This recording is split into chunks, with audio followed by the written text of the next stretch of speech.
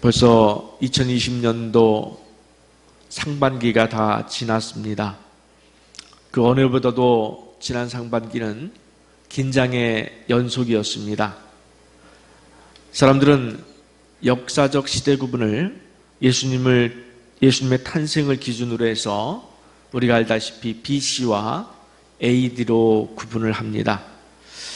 어르신들께는 좀 생소하게 들릴 수 있을지 모르겠습니다만은 BC는 영어로 Before Christ, 예수님이 태어나시기 전 해로 그렇게 규정하고 있고, AD는 영어가 아니라 라틴어입니다. 아노 도미니라고 해서 이것도 약자입니다. 긴 것을 다 여러분께 말씀드릴 건 없고요. 그것을 해석하면 우리 주 예수 그리스도의 해, 이 긴 문장을 딱 두 글자로 아노 도미니 이렇게 해서 AD로, 지금이 AD 2020년 이렇게 쓰고 있습니다. 그러니까 세상은 예수님께서 태어나기 전과 후를 구분해서 BC와 AD로 나누는데, 이 구분대로라면 예수는 BC 1년이나 혹은 AD 1년에 태어난 것이어야 되는데 사실은 그렇지가 않습니다. 전에도 말씀드렸습니다마는 오늘 기회가 되어서 한 번 더 정리하면, 예수의 탄생 연도에서 확실한 것 한 가지는 있습니다. 우리가 알 수 있는 것 확실한 것 한 가지. 그것은 예수님께서 BC 4년 이전에 태어나셨다는 거예요. 이건 분명합니다. BC 4년 이전. 과거 역사가들이 생각할 때에 여러분 생각해 보십시오. 평범한 시골 목수의 아들이 태어난 것에 대해서 역사가 주목할 이유는 전혀 없지 않습니까? 그러나 당시 헤롯은 왕이었습니다. 그렇기 때문에 왕이 죽은 해를 기록을 해주고 있는데, 그것이 바로 BC 4년입니다. 헤롯이 예수님이 태어나시자 죽이려고 했죠. 그러니까 예수님은 헤롯이 죽기보다 먼저 태어나셨습니다. 이건 분명합니다. 그래서 우리가 예수님의 탄생 연도를 예측하고 추정할 때 BC 6년에서 4년, 그러니까 가장 멀리 봐도 한 BC 한 6년 정도, 그리고 가장 가깝게 봐도 헤롯이 죽던 해 BC 4년, 이 정도로 보면 정확합니다. 그런데 요즘 새로운 시대 구분이 필요하다고들 합니다. 코로나 이전 시대와 코로나 이후 시대로 구분할 필요가 있다 하는 그런 말들이 여기저기서 나옵니다. 똑같이 BC와 AD 여기다 맞춰서 아마 쓴 글 같아요. 영문 약자로 BC, Before 코로나 이전 시대, 그리고 AD는 After Disease라고 해서 disease는 질병을 이야기합니다. 그래서 코로나 질병, AD 시대, 이렇게 나눈다는 그런 말들을 합니다.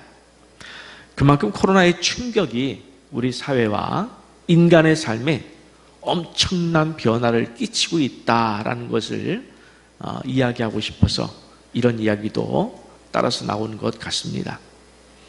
그 변화 가운데 우리가 주목할 것은 교회의 정체성과 전도입니다. 연일 매시컴은 다른 잔치보다 좀 유독 교회 전파에 대해서 좀 집중해서 보도하는 것이 아닌가 하는 그러한 생각을 갖게 합니다. 물론 대구 신천지가 코로나의 시발점이 되었기 때문인지 일부 매스컴은 신천지 이단과 정상적인 교회를 구분하지 않으면서 교회에 대한 거부감을 여과 없이 드러내고 있는 분위기, 사실인 것 같습니다. 코로나19가 우리 사회에 미친 영향 가운데 가장 큰 것은 여러분 무엇이라고 생각하십니까? 코로나19가 우리 사회에 미친 가장 큰 것은, 예민한 것은 함께 모이는 것. 그렇죠? 함께 모이는 것. 이것에 대한 거부감입니다. 그런데 공교롭게도 교회의 정체성 이와는 정반대로 함께 모이는 것에 교회의 정체성이 있기 때문에 충돌을 피할 수 없는 상황이 되고 말았습니다. 히브리서 10장 24절부터 25절을 함께 보겠습니다. 서로 돌아보아 사랑과 선행을 격려하며 모이기를 피하는 어떤 사람들의 습관과 같이 하지 말고 오직 권하여 그날의 가까움을 볼수록 더욱 그리하자. 히브리서 기자는 우리가 믿는 도리의 소망을 굳게 붙잡고 서로 모이기를 권면하라. 주님 오실 날, 핍박의 날이 가까울수록 더욱 모이기에 힘쓰라. 이렇게 권면하고 있습니다.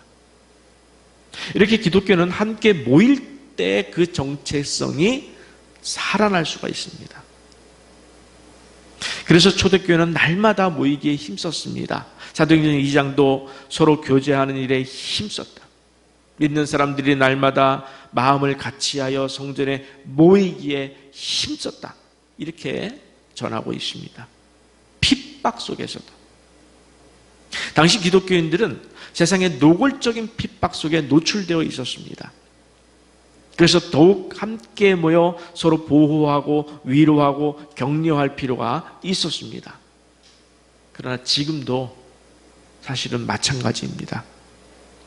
적어도 우리나라에서는 교회를 향한 세상의 노골적인 핍박은 없어 보이지만은 교회의 정체성은 초대교회나 지금이나 여전히 함께 모여 예배드리는 것, 여기에 교회의 정체성이 있기 때문입니다.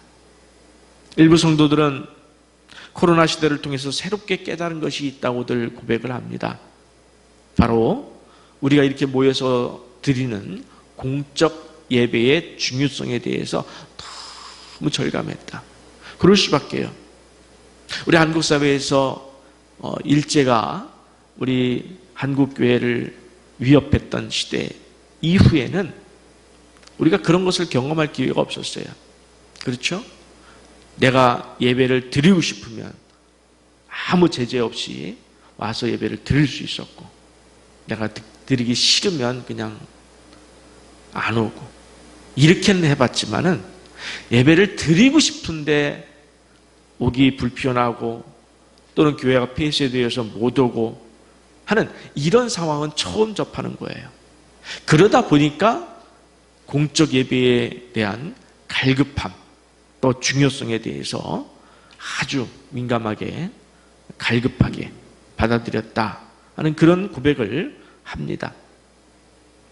그리고 집에서 혼자 영상으로 드려본 분들은 아시겠습니다만은 그렇게 드리는 예배와 또 이렇게 여러분 저의 얼굴을 직접 보고 성도들의 얼굴을 직접 보면서 드리는 이 공적 예배를 드릴 때는 달라요. 다를 것 같아요. 다르다고 이야기를 합니다. 훨씬 더 이 자리가 온라인에서 드리는 분들에겐 죄송할지 모르지만 훨씬 더 이 자리가 큰 은혜가 와닿고 또 예배의 집중력도 훨씬 더 이 자리가 좋을 줄 압니다. 저는 집에서 영상으로 예배를 드려본 적은 없지만 저도 비슷한 경험을 했다고 지난번에 한번 말씀을 드렸습니다. 코로나가 시작된 직후에 2주간 동안인가요? 3주간 동안인가요? 매일 새벽과 저녁 기도회 그리고 수요 예배, 금요 예배까지 공식적으로 인도하지 않고 시간이 되어서 우리가 오고 싶은 분들 오셔서 각자 본당에서 흩어져서 그것도 입으로 소리내서 하지 못하고 묵상으로만 그렇게 기도했던 때가 있었습니다. 그때 저는 정말 영적으로 답답해서 견딜 수 없음을 느꼈고 2주 만에 다시 공식 예배를 올려드리게 되었을 때는 새벽이었죠. 월요일 새벽에 다시 공식적으로 이 자리에 서서 예배를 인도할 때는 영적인 가슴이 뻥 뚫리는 그런 감격을 제가 체험을 했습니다. 정말 그 차이는 엄청났어요. 단순히 우리가 기도하는 것이지만은 혼자 묵상으로 기도하는 것과 이렇게 여러분 앞에 서서 말씀을 증거하는 것과 제 입장에서는 너무도 큰 차이였어요. 근데 얼마 전 뉴스를 보니까 교회가 예배를 고집하는 이유라고 해서 그러한 제목하에 교회가 모임을 강조하는 이유는 헌금 때문이다, 이렇게 강조하는 거 보면서 제가 마음이 참 아팠습니다. 물론 일부 교회는 그럴 수도 있습니다만은 오늘 이 기회에 밝혀드립니다. 적어도 우리 교회는 일단 목사인 저부터 해당되지 않습니다. 헌금 때문에 여러분 예배를 와서 드리라 이렇게 말하지 않습니다. 교회 재정도 우리 교회는 해당되지 않으면 참 감사하게도 코로나 이후에 재정 상태는 오히려 전보다 더 좋아졌어요. 더 건강해졌어요. 그러니까 그런 관점에서 예배의 방향성을 재정을 가지고 고려할 이유는 제게는 또 우리 교회에는 전혀 없습니다. 저는 정말 많은 시간 동안 이 문제를 붙들고 기도했습니다. 앞으로도 또 계속해서 기도할 것입니다. 제가 주일에 예배를 드리고 싶어하는 이 목회 방침이 과연 나도 모르는 내 마음속에 있는 헌금 때문일까? 계속해서 되묻고 점검하고 있지만 지금도 여전히 대답하고 있습니다. 그것은 절대 아니라. 설령 재정이 어려워졌다고 할지라도 저는 이 문제를 100% 하나님의 하실 일이라고 믿기 때문입니다. 교회는 하나님 거예요. 교회는 하나님 것이기에 내가 그 문제를 가지고 단순히 헌금 때문에 여러분 함께 모여 예배드리자, 저는 그것이 마음속에 죄라고 생각해요. 그래서 그 문제를 계속해서 저는 점검하고 있고 아직까지도 저는 그것은 아니라 이렇게 생각하고 있습니다. 교회와 성도는 헌금과는 전혀 상관없이 정말 오직 하나님께서 기뻐하실 사모하는 심령으로 주일 예배를 올려드려야 될 것이고, 헌금은 그 과정 속에서 우리가 준비해서 하나님께 올려드릴 우리의 예물인 줄 믿습니다. 코로나의 위험이 이보다 더 심해지면 어쩔 수 없겠지만은 아직은 공적 예배를 드리는 것에 맞다고 판단하면서 제가 계속해서 기도하고 있습니다. 특별히 우리 교회는 여러분 알다시피 다른 교회보다는 조금 더 신중하게 예배드리고 있습니다. 보편적으로 볼 때. 예배 시간에 오셔서 처음부터 끝까지 입을 열지 않아도 되는 예배를 지금 드리고 있지 않습니까? 찬양도 하지 않고 사도신경 고백도 제가 대표로 하고 오직 대표기도 하시는 분만 따로 마이크를 저와 분리해서 그분도 마스크를 쓰고 그렇게 기도하고 있지 않습니까? 심지어 여러분에게 제가 부탁 말씀을 드렸습니다. 복도에서조차 성도 간의 교제는 그래서 눈빛으로 해주시고 가능하면 입을 열지 않았으면 좋겠다. 우리 스스로 안전을 지키고 있습니다. 여러분 고맙습니다. 참 지금까지 여러분 따라주셨고 그럼에도 불구하고 그런 불편함에도 불구하고 이 시간 예배에 나와서 하나님께 예배드린 여러분 모습이 자랑스럽고 기쁘고 또 하나님께서 얼마나 좋아하실까. 물론 영상으로 들으신 분도 하나님께서 기뻐 받으실 줄 믿습니다. 자, 왜 이 말씀을 드리는가 하면은 오늘 맥주감사주의를 맞아서 지나온 6개월 동안 어려운 환경 속에서도 지켜주신 그 복을 주신 하나님께 참 감사드리면서 우리가 코로나 이후 시대에도 여전히 하나님께 받은 사명을 다해야 된다는 거예요. 하나님께 받은 사명을 다하는 것은 쉽게 말해서 전쟁이 나도 그 사명은 끊어지는 것이 아닙니다. 어떤 상황 속에서도 하나님의 사명은 살아있고 우리는 감당할 책임이 있다고 믿습니다. 그리고 교회를 앞으로 이런 사회 속에서 어떻게 건강하게 세워나갈 것인가, 이것을 놓고 계속해서 기도하며 고민해야 된다는 말씀을 여러분과 함께 나누고 싶기 때문입니다. 지난 몇 주간 동안 미스바 기도의 시간에 밤마다 기도할 때에 하나님께서 계속해서 제게 주시는 마음이 있었어요. 그것은 바로 전도입니다. 사실 3월부터 야외 전도를 우리가 시작하려고 할 때 그때 코로나가 터지는 바람에 완전히 발이 묶인 채 상반기를 그냥 지나왔습니다. 그래서 전도에 대한 갈망을 놓고 기도하는 중에 하나님께서 제게 계속해서 부어주시는 마음은 바로 가족 전도라는 거예요. 가족 전도. 제가 밤마다 모든 성도와 가족들 이름을 한 사람씩 다 불러가며 기도할 때 여러분 가족 중에서 믿지 않는 분들도 그분들도 한 분도 빠짐없이 놓고 기도하고 있습니다. 불러갑니다. 그때 너무도 안타까운 것은 정말 많은 가정 가운데 아직도 주님을 믿지 않는 가족들이 우리에게 많다는 사실에 놀랐습니다. 사실 가족 전도는 일반 전도보다 어렵습니다. 압니다. 자칫 가정 분위기가 깨질까봐 대놓고 말조차 꺼내지 못하는 것이 가족 전도인 걸 압니다. 그렇다고 어렵다고 손 놓고 있기에는 이건 너무도 중요한 과제예요. 내 사랑하는 가족이, 내 사랑하는 자녀가, 내 사랑하는 배우자와 부모가 천국에 가느냐의 문제예요. 이것보다 중요한 게 또 어디 있겠습니까? 그래서 지난주일에 설교하기를 혹시 설교 제목 기억하십니까? 지난주일 무례히 협상이라도 하십시오. 이런 제목하에 하나님 앞에 좀 울고불고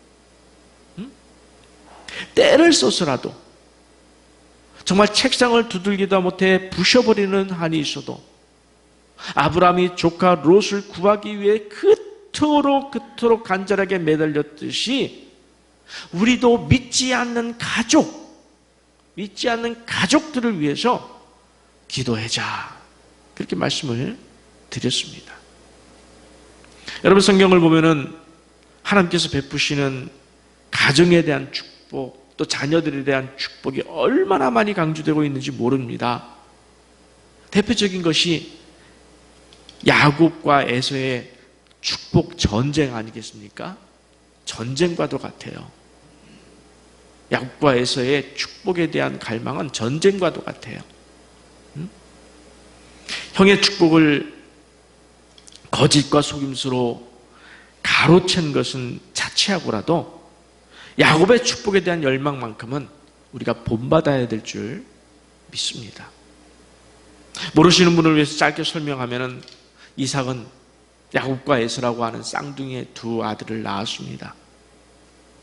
장자의 축복은 형 에서의 몫이었습니다. 그래서 아버지 이삭도 그 축복을 에서에게 주려고 했는데 둘째인 야곱이 형으로 가장한 거예요. 이삭의 눈이 잘 보이지 않았습니다. 늙어서. 형으로 가장해서 아버지를 속이고 그 하나님의 축복을 빼앗아 냈습니다. 그런데 아이러니하게도 우리 하나님도 하나님의 축복을 야곱이 받는 것을 원하셨음을 이들이 태어나기 전에 이미 어머니 리브가에게 말씀을 해 주셨다는 것입니다. 그 축복의 내용을 좀 보겠습니다. 창세기 27장 27절에서 29절 말씀 제가 읽도록 하겠습니다.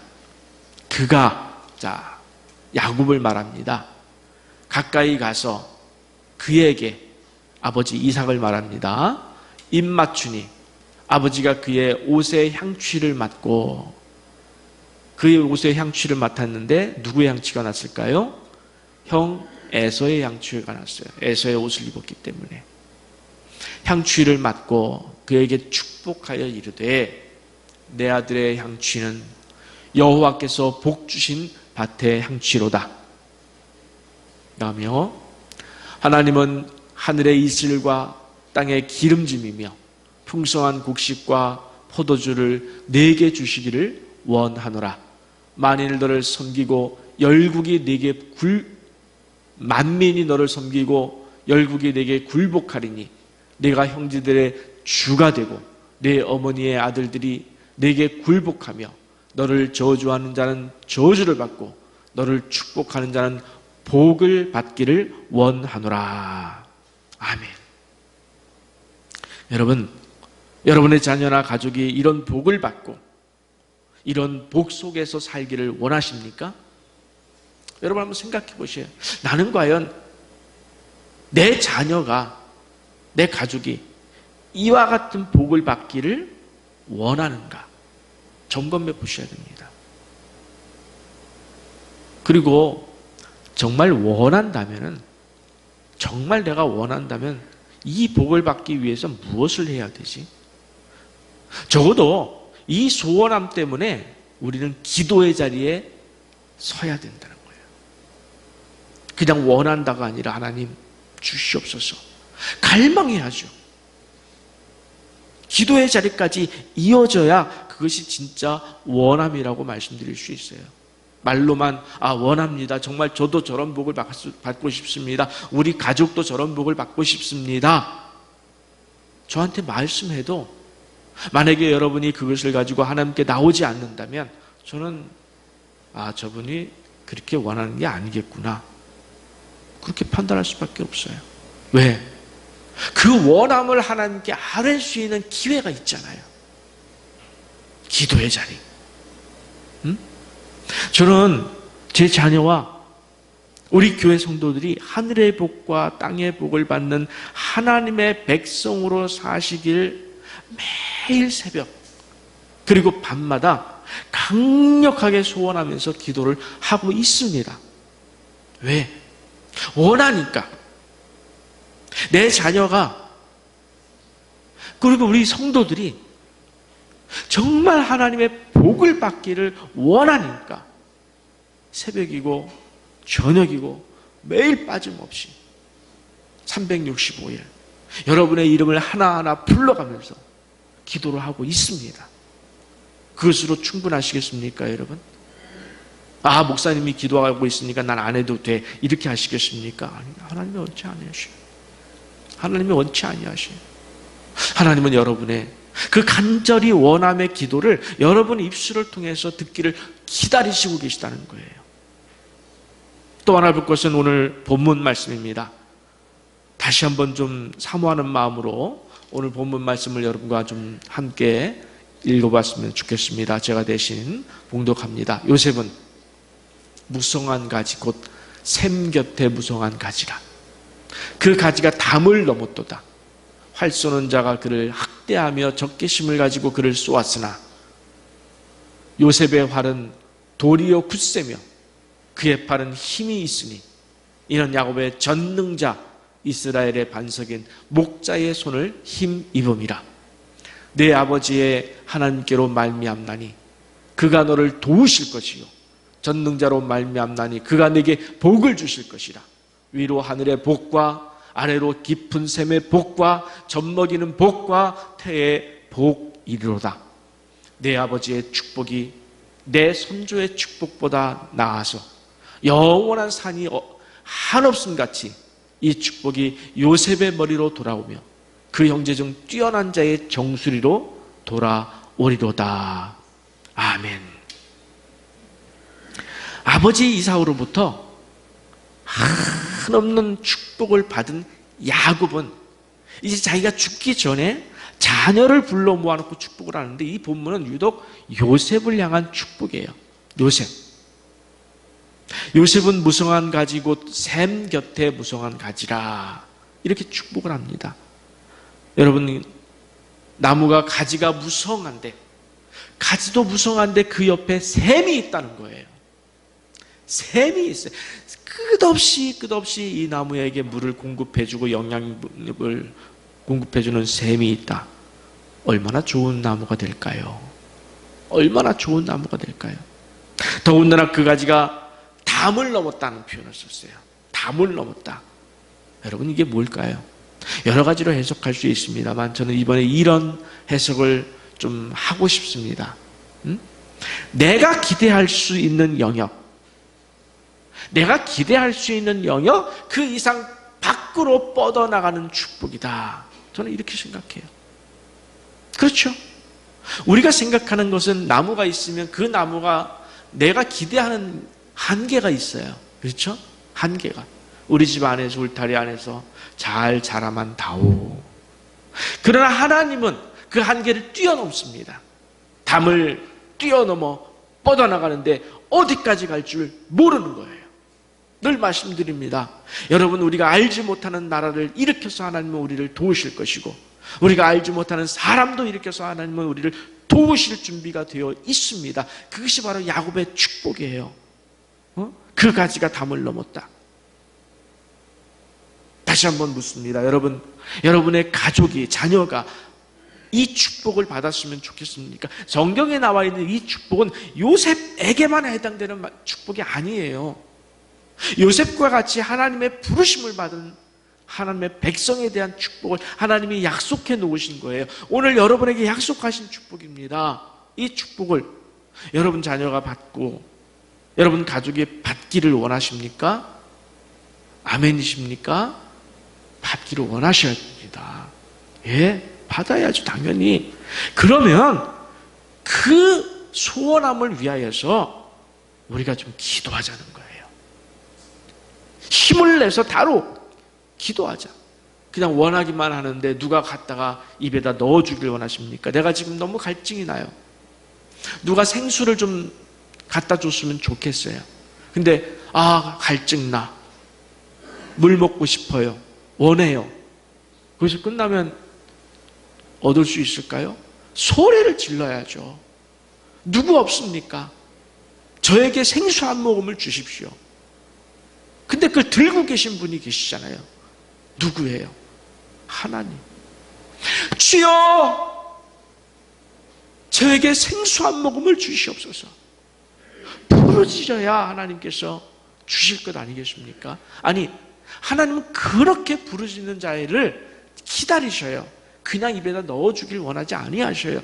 부르짖고 또 부르짖을 때에 하나님께서 주시겠다고 합니다. 근데 만약에 우리에게 이런 소원마저 없다면, 이 말씀을 보고도 밑줄 긋고 싶은 마음이 없이 하나님의 축복을 받고 싶은 마음조차 없다면 여러분, 그건 심각한 거예요. 하나님을 인정하지 않는 거고 하나님을 믿지 않는 겁니다. 우리는 성도라면, 정상적인 성도라면 하나님께서 준비하고 있고 들고 계신 그 복, 주고 싶어서 들고 계신 그 복, 그걸 열망하고 또 열망해야 정상 아니겠습니까? 그 열망이 넘어서 기도의 자리에 나오고 작정하고 기도하고 금식하며 기도하고, 그것이 정상이라고 생각합니다. 그 열망에 대해서 시편은 이렇게 표현하고 있습니다. 시편 123편 1절 2절입니다. 하늘에 계시는 주여, 내가 눈을 들어 주께 향하나이다. 상전의 손을 바라보는 종들의 눈같이, 여주인의 손을 바라보는 여종의 눈같이 우리의 눈이 여호와 우리 하나님을 바라보며 우리에게 은혜 베풀어 주시기를 기다리나이다. 여러분, 시편 기자는 이렇게 자기의 갈급한 마음을 표현하고 있어요. 이것이 좀 와닿지 않으면 이런 표현을 좀 써보겠습니다. 강아지. 여러분 집에 펫이 혹시 있습니까? 강아지. 그 강아지가 주인의 손에 들려있는 간식을 바라보는 눈빛을 한번 상상해 보시기 바랍니다. 주인의 손에 그 강아지가 좋아하는 간식이 들려져 있어요. 그리고 불렀습니다. 그러면 이 강아지가 어떻겠습니까? 주변에 아무것도 보이지 않습니다. 들리지도 않습니다. 오직 주인의 손에 들려있는 간식밖에 없어요. 그렇지 않겠습니까? 그래서 주인이 시키는 대로 온갖 애교를 불사하지 않습니까? 앉아! 그러면 바짝 앉습니다. 그러면서 쳐다보는 거예요. 쳐다보는, 저는 키워본 적은 없지만 영상을 보면 그렇더라고요. 쳐다보는데 얼마나 간절한지 몰라요. 앉아! 손 내밀어! 그러면 손을 탁 줘요. 참 신기해요. 뒹굴어! 그러면 또 뒹굴어요. 응? 우리 전문가 태정 선생 맞죠? 거기다가 또 어떤 강아지는 빵! 그러면 자기가 죽은 척해요. 그게 무슨 총 맞은 것처럼. 뭐 때문에? 요거 때문에. 그죠? 들고 있는 간식 때문에 그런 거예요. 주인 손에 들고 있는 이 간식 하나에 대한 열망 때문에 강아지는 온갖 짓을 다 합니다. 그러면 주인이 그 강아지한테 뭐라고 그래? 야, 이 바보야. 너는 이깟 간식 때문에 그렇게 애교를 부리냐? 나 같으면 안 먹고 만다. 뭐 이러십니까? 책망합니까? 아니에요. 자기 말에 무조건 순종하는 강아지가 너무너무 이쁘고 좋아서 그 간식을 주면서 얼마나 사랑을 줍니까? 그리고 자랑하고 싶어요. 내 강아지를 자랑하고 싶어요. 하나님도 마찬가지입니다, 여러분. 우리가 하나님 손에 들려있는 축복을 사모할 때, 그리고 그것을 위하여 쓰라면 주변의 모든 유혹을 뿌리치며 오직 하나님만 바라볼 때 하나님 정말 기뻐하십니다. 나아가 사탄에게 자랑하고 싶어 하십니다. 욥이 그랬지 않습니까? 욥은 그 많은 시험 속에서도 하나님을 바라보는 그 시선이 흐려지지 않았습니다. 오직 하나님을 바라보는 집중력이 흐려지지 않았습니다. 그때 하나님께서 사단에게 욥을 얼마나 자랑했습니까? 저는 그런 마음이 들어요. 하나님께서 부족한 종을 보시면서 사단에게 너 저기 새생명교회의 이하빈 목사를 봐라. 저가 얼마나 나를 의뢰하고 믿고 나만 따르는지 난 제가 자랑스럽다. 그 소원이에요. 여러분도 마찬가지예요. 우리 성도들을 바라보시면서 하나님께서 사단에게 자랑할 수 있었으면 좋겠어요. 그 자랑 앞에 사탄이 할 말이 없었으면 좋겠어요. 할 말이 없었으면 좋겠어요. 사탄이 우리를 바라볼 때 아이고 하나님은 몰라요. 제가 얼마나 불순종하는데요. 하나님 제가 얼마나 하나님을 따르지 않는데요. 이런 말을 할 것이 없어서 입 닫을 수밖에 없는 사탄이. 그런 온전한 신앙과 믿음이 되시기를 축복합니다. 다시 본문으로 돌아가서 요셉이 받은 복을 좀 더 묵상해 보겠습니다. 24절 말씀을 보면 야곱의 전능자 하나님께서 요셉의 화를 굳세게 하사 적을 막아주신다 그랬습니다. 하나님의 복을 받은 자는 하나님께서 그의 산성이 되어주시고 피난처가 되어주시고 승리의 뿔이 되어주신다고 약속을 하셨습니다. 이 약속을 믿으십니까? 여러분 믿으세요. 하나님이 하신 약속은 영원합니다. 우리의 산성이 되어주셨고 구원의 뿔이 되어주신다고 약속하셨습니다. 보호자가 되어주신다고 약속하셨습니다. 이 복이 내 자녀들과 가족들에게 임하기를 간절히 소원하는 것이 정상적인 신앙 아닐까요? 그리고 25절 말씀을 보면 야곱이 받을 복에 대해서 위로 하늘의 복과 아래로 깊은 샘의 복과 젖먹이는 복과 태의 복이라고 했습니다. 요람에서 무덤까지 하나님의 복을 안고 살아가는 인생, 그것이 최고의 삶이에요. 그래서 저는 저녁마다 왜 자녀들을 위해서, 여러분을 위해서 계속해서 기도하고 있습니다. 제 사명이기 때문에 그래요. 여러분을 위한 기도는 아마 제가 은퇴할 때까지 제 사명이에요. 제 멘토이셨던 한명수 목사님이 은퇴하시면서 하신 말씀이 있으셔요. 이제 성도들을 위해서 기도하고 헌신해야 하는 그 사명에서 노임받아 이제 자유롭다. 전 조금 알겠어요. 조금 알겠어요. 목회자가 여러분을 생각하면서 받는 영적 부담감, 결코 부담감만은 아니에요. 사명이에요. 그래서 기도합니다.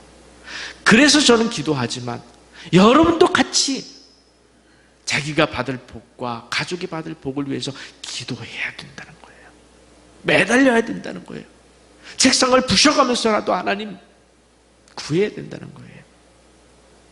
그러면서 야곱은 26절에서 놀랍고 또 놀라운 이야기를 합니다. 뭐라고 하냐면 네 아버지의 축복이 내 선조의 축복보다 나아서라는 좀 복잡한 얘기를 해요. 무슨 뜻입니까? 내가 네게 베푸는 복은 내가 아버지 이삭에게 받은 복보다 더 낫다. 이렇게 이야기를 하는 겁니다. 내가 받은 복보다 내가 베푸는 복이 더 좋다. 이렇게 얘기하는 거예요.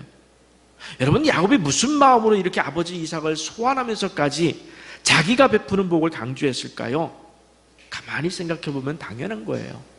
부모의 당연한 마음 아니겠습니까? 쉽게 말해서 너는 나보다 내가 받은 복보다 더 큰 복을 받고 살아라. 그거예요. 내가 받은 복보다 더 큰 복을 받고 살기를 원한다. 여러분도 그러시지 않습니까? 내 자녀들이 내가 받은 복보다 더 큰 복을 받기를 원하지 적게 받기를 원하시는 부모 혹시 계십니까? 그리고 나보다 더 큰 복을 받고 있는 자녀를 보면서 질투하시는 분 계십니까? 아니잖아요. 더 잘 되기를 바라고 더 큰 복을 받기를 원하고 저는 그래요. 우리 자녀들이 여기 있습니다만 늘 기도합니다. 주여, 제가 청년 때에 저 나이 때에 받았던 복을 저 아이들도 받게 하시고 더 깊은 복, 더 큰 복을 받게 하여 주시옵소서. 기도합니다. 더 큰 복을 받았으면 좋겠어요. 그만큼 자녀와 가족을 향한 하나님의 복을 사모하는 마음이 좀 깊어졌으면 좋겠습니다. 그래서 기도와 열심으로 그것이 표현되어졌으면 좋겠어요. 내가 얼마나 자녀가 복을 받기를 원하는지 좀 표현되어졌으면 좋겠어요. 작정하고 기도하고 금식하고. 이렇게 제가 밤마다 기도할 때에 몇 주간 가족 전도에 대한 열망을 하나님께서 부어주시는데 제 마음속에 아직 결정된 바는 없습니다. 9월경에 우리가 온 가족 초청주의를 한번 가져야 되겠다. 온 가족 초청주의. 안 믿는 가족까지도 그날은 좀 불러서 같이 예배드리는 기회가 되어서 그로부터 동기가 되어서 전도할 수 있는 기회가 됐으면 좋겠다. 그런 마음이 계속해서 굳어지고 있습니다. 근데 여러분, 지금 제 말씀을 들으면서 반감이 드시죠? 반감이 드시는 분이 계실 거예요. 가족 구원과 축복은 좋은데 목사님 이 시국에 일상의 예배도 이렇게 모이기 힘든데 특별 초청주일인가? 웬 특별 초청주일? 하면서 불편한 마음으로 제 말씀을 듣고 계신 분도 혹시 있으리라 생각을 합니다. 그런데요, 어렵지 않습니다. 어렵지 않아요. 지금 결정했다는 말씀도 아니에요.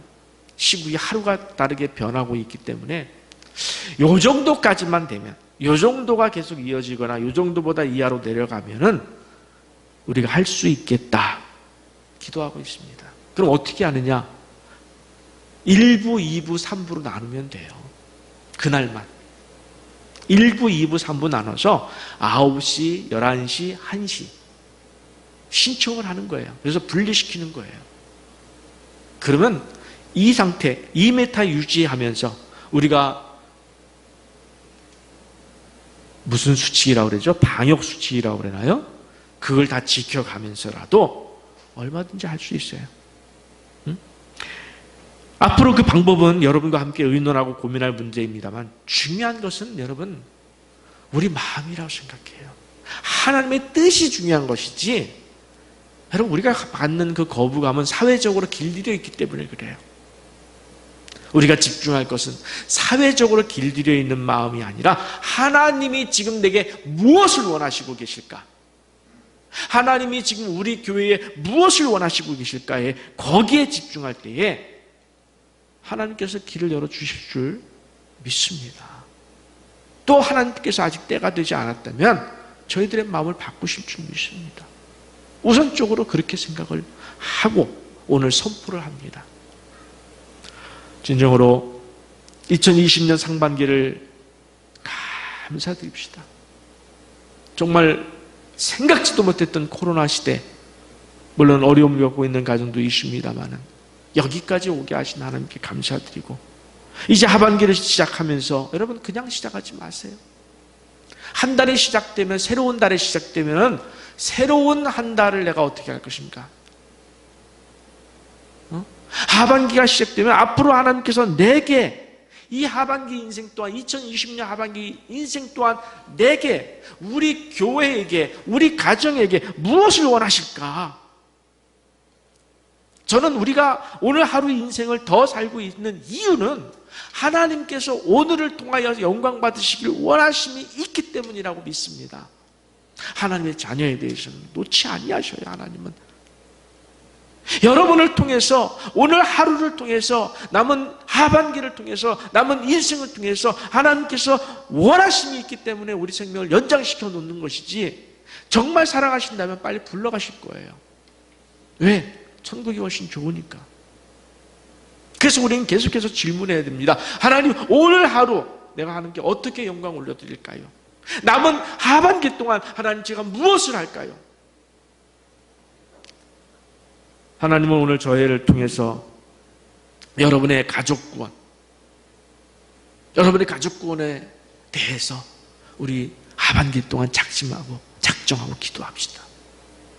하나님이 원하시는 거예요. 여러분이 그동안 힘들었기 때문에 손 놓고 있었던 것 아닐까요? 압니다. 부딪힙니다. 기도하십시오. 기도하십시오. 하나님께 맡기십시오. 하나님께서 이 아이들의 다친 마음이 열리게 해달라고, 하나님께서 다친 배우자의 마음이 열리게 해달라고, 다친 부모님의 마음이 열리게 해달라고 하나님 열어주세요. 준비해 주세요. 기도하고, 그리고 입을 열어. 이번에 우리 교회가 온 식구 다 모여서 예배드린다고 하는데 같이 가자. 당신 한번 꼭 같이 갑시다. 할 수 있는 거예요. 기도하지 않고, 원하지도 않고, 바라지도 않고 어떻게 축복을 받겠습니까? 우리가 좀 유별나게 원한다 할 정도로 이 하반기는 유별나게 정말 언제가 될지, 9월이 될지 10월이 될지 모르겠습니다만 지금부터 기도합시다. 지금부터 이 하반기 동안은 나가서 전도하지 못해요.